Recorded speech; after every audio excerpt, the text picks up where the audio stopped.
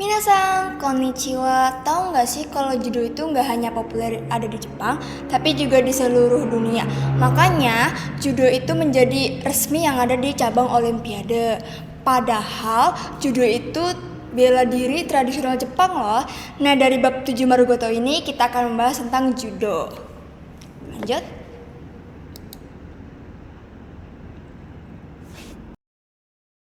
Oke, di sini seni bela diri Jepang yang dikenal dengan sebutan Budo atau jalan kesatriaan bukan sekedar teknik bertarung aja.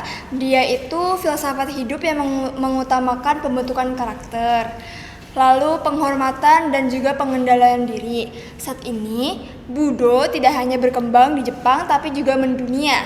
Mulai dari Aikido yang menekankan harmoni tanpa kompetisi, Karate Do yang berasal dari Okinawa dengan prinsip tidak ada serangan pertama, hingga Kendo yang mengajarkan disiplin pedang dan mental samurai. Semuanya itu memiliki jutaan penggemar di berbagai negara. Nah, di balik kepopuleran tersebut muncul sebuah dilema. Ketika Budo keluar dari Jepang, seringkali bentuk dan filosofinya berubah demi menyesuaikan diri dengan selera pasar dan tontonan internasional. Hal ini terlihat jelas pada kasus judo. Judo yang diajarkan Jigoro Kano sebagai jalan lembut untuk mengalahkan lawan lebih besar dengan teknik. Kini di Olimpiade berubah menjadi olahraga yang paling kompetitif yang mengejar poin, menggunakan seragam biru dan terbagi dalam kelas berat badan. Perubahan ini menimbulkan pertanyaan besar, apakah perubahan bentuk demi penyebaran luas merupakan hal yang baik atau justru penghilangan esensi?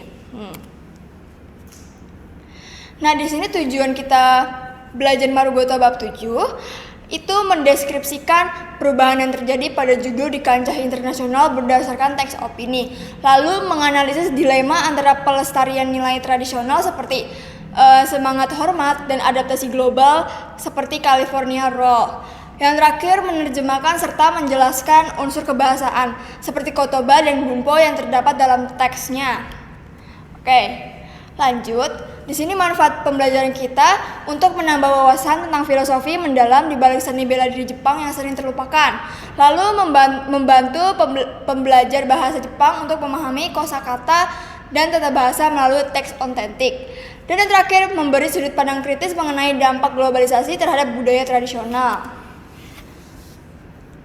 Nah, rumusan masalah untuk bab Marugoto ini, bagaimana pengaruh globalisasi terhadap perubahan bentuk dan esensi seni bela diri Jepang Budo khususnya pada cabang judo? Apakah perubahan bentuk seperti aturan poin dan kostum demi kepopuleran di kancah internasional dapat diterima atau justru mengkhianati nilai-nilai luhur Budo?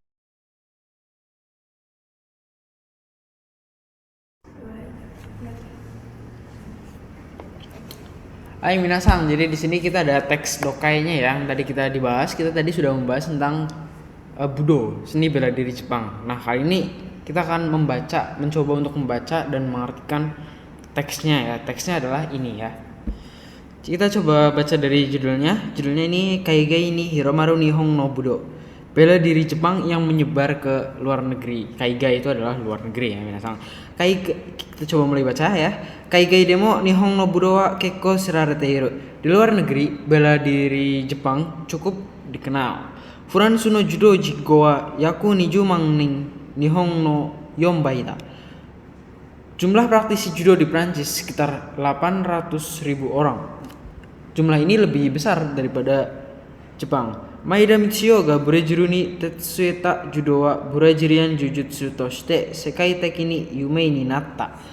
Judo yang dibawa oleh Maeda ke Brasil dikenal di seluruh dunia sebagai Brazilian Jiu-Jitsu. Judo dake de wa naku, Aikido, Karate, Kendo mo imaya sekai ni shinsutsu shi kaigai demo budo no dojo o mikakeru koto mo sukunaku nai. Tidak hanya judo, Aikido, Karate, dan Kendo kini juga telah merambah ke dunia dan tidak jarang kita melihat dojo dari bela diri di luar negeri. Nah, jadi Aikido, Karate, dan Kendo itu menyebar juga ya ke luar negeri, tidak cuma judo. Shikashi, koshita budo no Nihon kara hanareru to katachi ga kawate shimau koto ga oi. Namun bela diri semacam ini ketika sudah keluar dari Jepang bentuknya itu berubah, cukup lumayan banyak berubah. Tatoeba judo, contohnya adalah judo.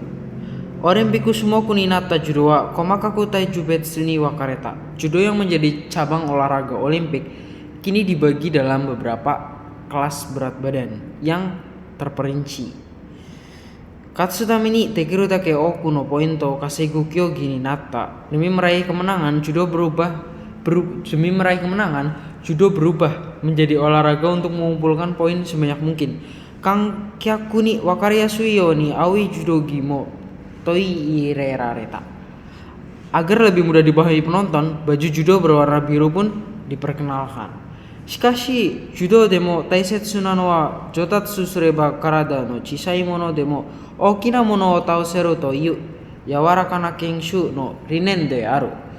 Namun, yang terpenting dalam judo adalah seni pedang yang lembut. Apa itu seni pedang yang lembut? Yaitu bahwa dengan kemajuan teknik, orang yang bertubuh kecil pun bisa merobohkan orang yang bertubuh besar. Shiroi judogi mo kegare no nai kokoro arawasu juyona imi ga atta. Baju putih judo juga memiliki makna penting sebagai lambang hati yang tidak bernoda. Namun baju putihnya diganti ya, yang tadi kita bahas, diganti menjadi warna biru. Korera o ushinatta judo dewa naku judo no de aru. Jika hal-hal ini hilang, maka itu bukan lagi judo tapi judo. Hongrai budo no okina mukuteki wa kokoro kitaeru koto de aru. Pada dasarnya tujuan bela diri adalah melatih jiwa. Keiko toshite aite o songei shi rei o motte sessuru koto, jinbun mo ningen toshite seichou shuru koto wa budo no seishin da. Melalui latihan menghormati lawan bicara, bersikap dengan sopan, santun, dan tumbuh sebagai manusia, itulah semangat bela diri. Somake ni kodawatari pointo kasegu hoho bakari o kangaetari suru koto wa budo de wa nai. Terpaku pada menang kalah atau hanya memikirkan cara untuk mengumpulkan poin, itu bukanlah bela diri. Kore wa budo to wa chigau nanika betsu no mono ni kawatte shimatta to iu koto nanoda. Itu berarti bela diri telah berubah menjadi sesuatu yang berbeda, bukan lagi bela diri yang sesungguhnya. Budo ga nihon kara hanare sekai ni hiromate ku nakade rei ni hajimari rei ni owaru. Toita budo no hongrai no seishin ga ushinawarete iku. Ketika bela diri meninggalkan Jepang dan menyebar ke seluruh dunia, semangat asli bela diri itu dimulai dengan sopan santun dan diakhiri dengan sopan santun pun ikut hilang. California roru no yana Nihon to kotonaru sushi ga sekai ni ukirareta yoni budo ga katachi o kaeru koto de kaigai no yori oku no hito ni hiromaru koto o yoi koto de aru to kangaete iru daroka. Seperti halnya sushi yang berbeda dari versi Jepang, misalnya California roll diterima di dunia. Apakah perubahan bentuk bela diri sehingga lebih dikenal oleh banyak orang di luar negeri dianggap sebagai hal yang baik? Musukashi mondai de aru. Itu adalah pertanyaan yang susah. Nah, ini adalah bacaan dari teks dokainya ya. Kita sudah baca semua, kita sudah artikan juga. Kurang lebih ini adalah tentang judo yang mulai berubah ketika meninggalkan Jepang.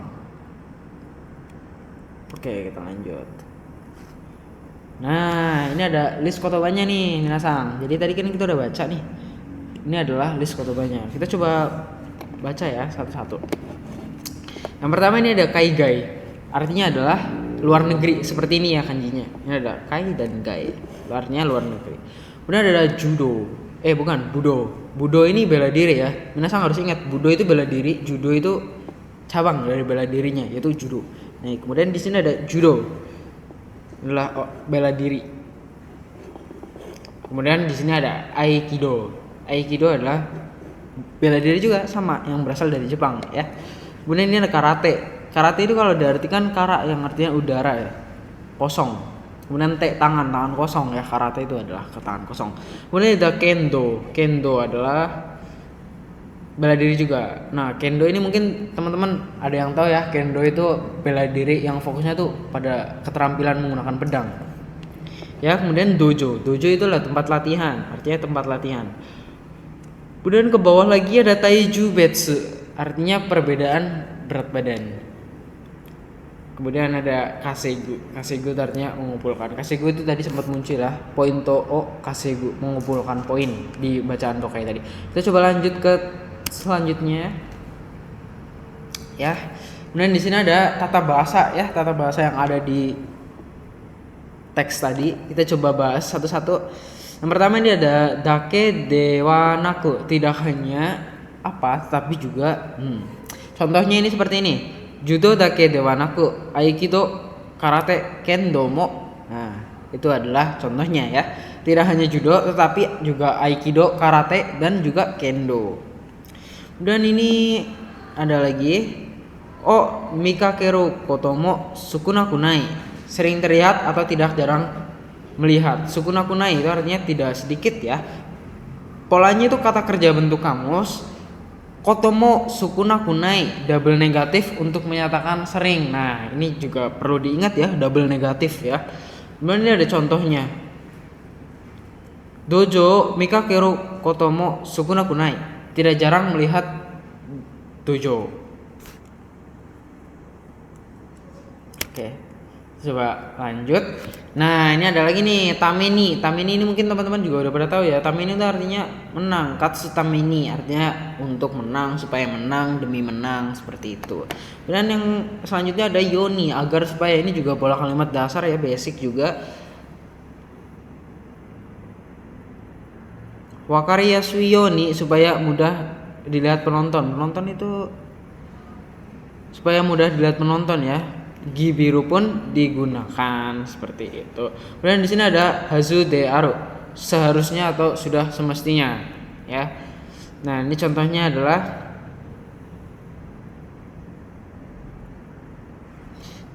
aduh, aku nggak tahu cara bacanya.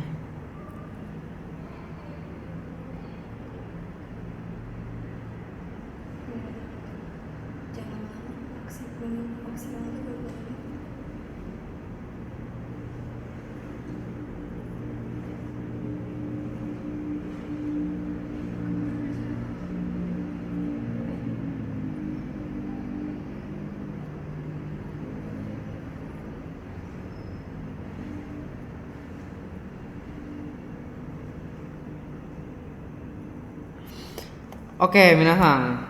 Yang selanjutnya adalah hazu de aru, seharusnya atau sudah semestinya ya. Kita coba baca contohnya. Ini cara bacanya adalah yawarakana kengshu. Yawarakana kengshu no rineng wa hazu de aru. Nah, ini adalah artinya seharusnya adalah prinsip ilmu pedang yang lembut. Nah, di sini adalah hazunya pula di sini ya. Harusnya adalah prinsip. Nah, ini adalah prinsip. Kemudian ini adalah yawara kana kengshu, seperti itu. Dan kita lanjut. Nah, ini ada koto watari, kanggae tari suru, terpaku atau memikirkan. Pola kata kerja bentuk tari untuk menyebutkan contoh kegiatan ya. Kachi makeni koto watari hoho pakario kanggae tari suru, terpaku pada menang kalah hanya memikirkan metode, seperti itu. Ini adalah bentuk pola tari ya. Kemudian ini yang terakhir sepertinya toyo koto nanoda, artinya demikian, itulah maknanya. Toyo koto nanoda, toyo koto nanoda, seperti itu. Contohnya adalah betsu no mono ni kawatte shimatta toyo koto nanoda, itu berarti telah berubah menjadi sesuatu yang lain, seperti itu. Betsu no mono ni kawatte shimatta toyo koto nanoda. Lanjut. Nah, dengan demikian selesai sudah, kita sudah membahas ya, membahas tentang materi dokai, cara membacanya, kemudian artinya. Kita juga sudah membahas pola kalimatnya, kotobanya. Sekarang kita akan membahas tentang rumusan masalah. Nah, sekarang kita masuk ke pembahasan rumusan masalah. Poin pertamanya adalah pengaruh globalisasi terhadap perubahan bentuk judo. Tadi kita sudah membahas bahwa judo sudah banyak yang berubah. Mulai dari yang pertama, penambahan kelas berat badan yang terperinci. yang disebut taijutsu untuk persaingan olimpiade. Yang kedua adalah peralihan menjadi olahraga berbasis poin, di mana setiap gerakan yang masuk kepada tubuh lawan akan ditandai dengan poin seperti tendangan, pukulan, dan bantingan, yang menghilangkan aspek seni dan kelembutan dari judo itu sendiri. Yang ketiga, pengenalan seragam biru yang awalnya merupakan simbol kesucian. Yang pertama itu putih, yang berawal judo itu awalnya adalah putih gitu. Kini diubah demi kebudayaan penonton. Di sisi lain, penyebaran aikido, karate, dan kendo juga mengalami hal serupa, di mana aspek pemujaan dan ritual sering dipangkas untuk menarik minat pemula internasional. Kita lanjut ke slide selanjutnya. 2. Apakah perubahan itu baik atau justru pengkhianatan sendiri bagi bela diri Jepang? Teks menyimpulkan bahwa hilangnya elemen Yawara Kana Kenjutsu, ilmu pedang lembut, dan Kegare no Nai Kokoro, hati suci, membuat judo kehilangan jati dirinya. Penulis bahkan menyebut perubahan ini sebagai bukan judo lagi, namun judo sebagai kata asing yang tidak memiliki makna secara filosofis. Analogi ini kita bisa samakan dengan California Roll, di mana sushi California Roll diubah komposisinya agar cocok dengan lidah barat, dan itu sukses secara bisnis. Namun jika esensi sari, nasi cuka, dan neta, ikan mentah, hilang, apakah itu masih bisa disebut sushi? Sama halnya dengan budo. Penulis menyadari bahwa perubahan ini memang efektif untuk menyebarluaskan budaya, namun ia meninggalkan pertanyaan terbuka. Apakah itu benar-benar baik? Dan ini adalah dilema yang antara melestarikan nilai luhur Dento dan beradaptasi dengan pasar globalisasi.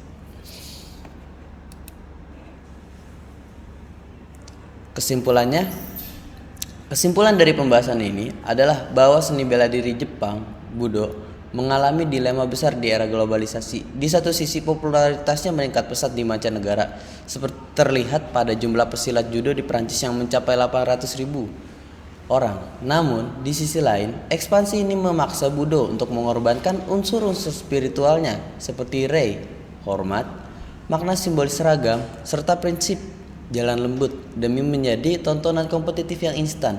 Penulis teks menyimpulkan bahwa perubahan tersebut menjadikan judo sebagai judo, olahraga asing yang tidak memiliki makna filosofis, yang kehilangan jiwanya. Dan ia mengajak kita untuk merenungkan apakah modifikasi budaya demi penerimaan global seperti California Roll adalah hal yang patut disyukuri atau justru sebuah kemunduran. Jawabannya adalah sebuah pertanyaan sulit yang bergantung pada sudut pandang kita sendiri.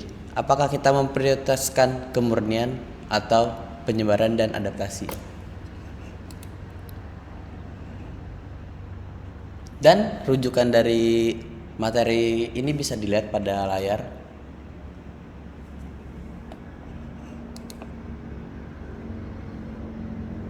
Terima kasih sudah mendengarkan presentasi dari kami bertiga. Semoga materinya bermanfaat. Wassalamualaikum warahmatullahi wabarakatuh.